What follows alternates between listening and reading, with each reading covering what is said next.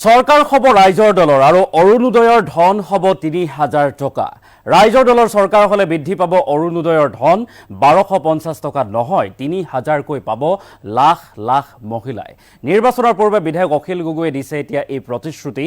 ৰাইজৰ দলৰ চৰকাৰ হ'লে অৰুণোদয়ৰ ধন ৩০০০কৈ দিয়াৰ প্ৰতিশ্ৰুতি দিছে বিধায়কগৰাকীয়ে। ৰাইজৰ দলৰ চৰকাৰ আহিলে ৩০০০কৈ দিম অৰুণোদয়ৰ ধন, এই মন্তব্য কৰিছে বিধায়ক অখিল গগৈয়ে। ৰাইজৰ দলৰ চৰকাৰ হ'লে বৃদ্ধি পাব অৰুণোদয় আঁচনিৰ ধন। বিজেপি চৰকাৰে দিয়া ১২৫০ টকা নহয়, তাৰ বিপৰীতে অৰুণোদয়ৰ ধন ৩০০০কৈ পাব মহিলাসকলে। বিধানসভা নিৰ্বাচনৰ পূৰ্বে এতিয়া বিধায়ক অখিল গগৈয়ে দিছে এই প্ৰতিশ্ৰুতি দিছে বিধায়ক অখিল গগৈয়ে। ৰাইজৰ দলৰ চৰকাৰ হ'লেই অৰুণোদয়ৰ ধন ৩০০০কৈ দিয়াৰ প্ৰতিশ্ৰুতি। ডাঙৰ মন্তব্য কৰিছে বিধায়ক অখিল গগৈয়ে।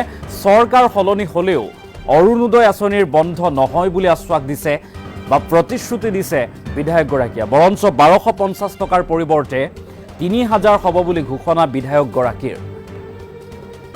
ৰাইজৰ দলৰ চৰকাৰ হ'লে এনেদৰে বৃদ্ধি পাব অৰুণোদয় আঁচনিৰ ধন।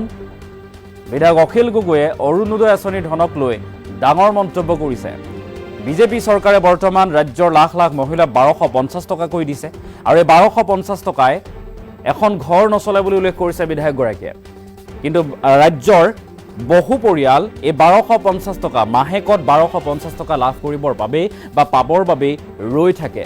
কিন্তু ১২৫০ টকাত এখন ঘৰ নচলে বুলি মন্তব্য বিধায়কগৰাকীৰ। তাৰ পাছতেই কৈছে যেতিয়াই চৰকাৰ সলনি হ'ব, যেতিয়াই ৰাইজৰ দলৰ চৰকাৰ হ'ব, ৰাইজৰ দলে যেতিয়া চৰকাৰ গঠন কৰিব আৰু তেতিয়াই অৰুণোদয়ৰ ধন ৩০০০লৈ বৃদ্ধি কৰা হ'ব বুলি প্ৰতিশ্ৰুতি দিছে বিধায়ক অখিল গগৈয়ে। অখিল গগৈয়ে কি কৈছিল অৰুণোদয় আঁচনিৰ ধনক লৈ মন্তব্য আছে, আমি মন্তব্য শুনাব বিচাৰিছোঁ। গতিকে মই এটা কথা স্পষ্ট কৰি দিওঁ যে যদি ৰাইজৰ দলে এইবাৰ চৰকাৰলৈ আহে, অসমত অৰুণোদয় আঁচনিটো কণ্টিনিউ কৰিব। কিন্তু অৰুণোদয় আঁচনিটোত এতিয়া আধা মহিলাইও নাপায়।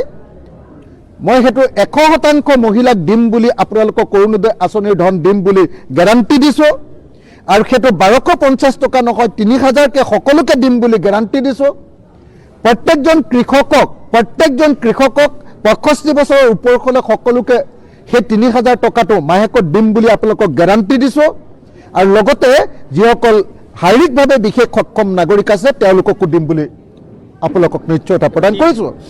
গতিকে মই এটা কথা স্পষ্ট কৰি দিওঁ যে যদি ৰাইজৰ দলে এইবাৰ চৰকাৰলৈ আহে, অসমত অৰুণোদয় আঁচনিটো কণ্টিনিউ কৰিব। কিন্তু অৰুণোদয় আঁচনিটোত এতিয়া আধা মহিলাইও নাপায়। মই সেইটো ১০০% মহিলাক দিম বুলি, আপোনালোকক অৰুণোদয় আঁচনিৰ ধন দিম বুলি গেৰাণ্টি দিছোঁ। আৰু সেইটো ১২৫০ টকা নহয় ৩০০০কে সকলোকে দিম বুলি গেৰাণ্টি দিছোঁ। প্ৰত্যেকজন কৃষকক ৬৫ বছৰৰ ওপৰ হ'লে সকলোকে সেই ৩০০০ টকাটো মাহেকত দিম বুলি আপোনালোকক গেৰাণ্টি দিছোঁ। আৰু লগতে যিসকল শাৰীৰিকভাৱে বিশেষ সক্ষম নাগৰিক আছে তেওঁলোককো দিম বুলি আপোনালোকক নিশ্চয়তা প্ৰদান কৰিছোঁ।